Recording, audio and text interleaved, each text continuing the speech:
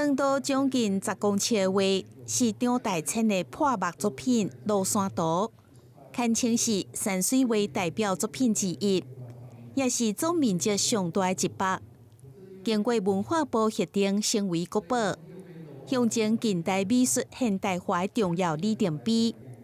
台南市美术馆为去年底向国立故宫博物院申请借展。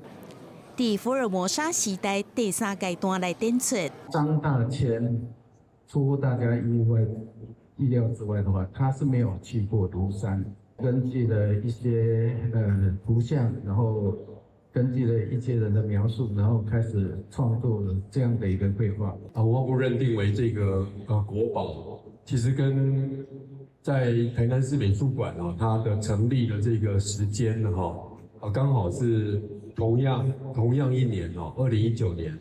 那经过这个6年之后呢一个是国宝一个是台南市美术馆。每年1月1号，南美馆2馆将改为台南国家美术馆。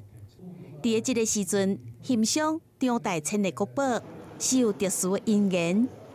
展馆内面也阁有警察24点钟维护安全。另外一边接续重大展览是基美博物馆甲英国大英博物馆合作推出的埃及法老展。那这次的展览呢，我们主要是从法老的帝王视角，然后来看整个古埃及帝国的一个多元的面貌。那总计呢，引进的是280件作品，其中包含了黄金珠宝、陪葬珍品。这场堪称是史上来台上大规模的展览，为消息公布以来备受关注。10万张的早鸟票一开卖，大约1点钟就全数卖完。官方更加将一般票提早到10月28号开卖，方便更加侪观众提早规划参观的行程。